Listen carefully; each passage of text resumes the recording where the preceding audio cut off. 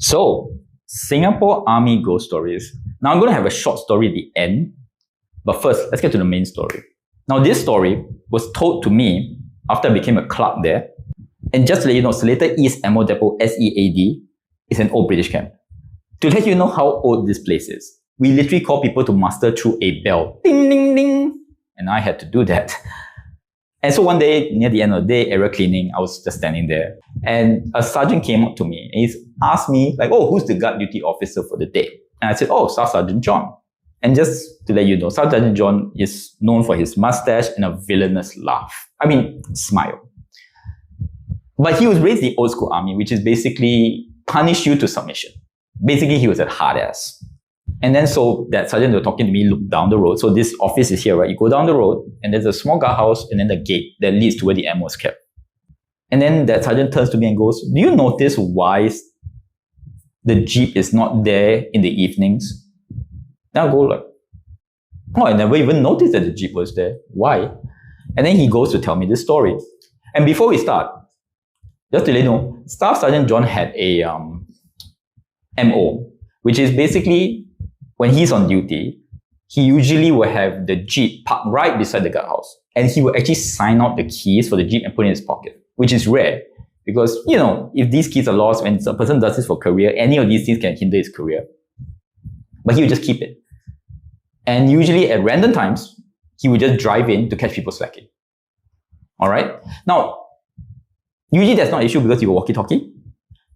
But sometimes he will wait till there's no one there, and then he will just drive in to catch.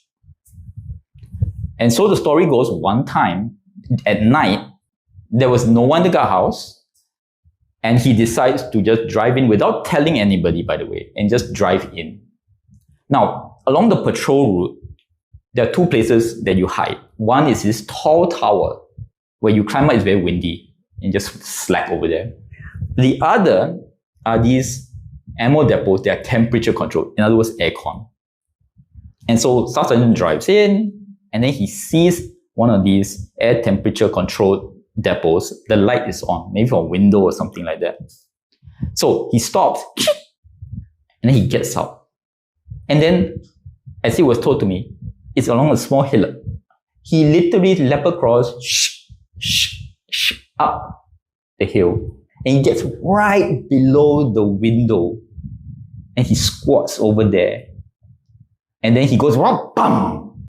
Before I forgot, he heard voices. That's the thing, he heard voices.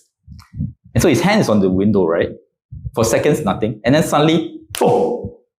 Another hand hits on the other side of the glass, and it's a woman's hand. And he just bolts. He's like, he drives back. And from then on, Staff Sergeant John does not go in at night. Now, on a side story, old British camp, my mentor JV was one time doing his patrols inside. So basically his buddy's here, he's here, and he's walking, holding the rifles, and they're talking shit. And usually what happens is because it's such a wide open space, you hear the echo of your footsteps, right? Like, but as we all know, usually you hear it behind you, right? That's what makes it scary, like someone's following you. So JV was walking and then he heard. But the problem was, the sound came from here. So it was partner, JV, sound. And so they look at each other, and there's a rule, even I was taught this in the army, never let the ghost know you know. Right, so they start walking faster. And then the sound goes faster.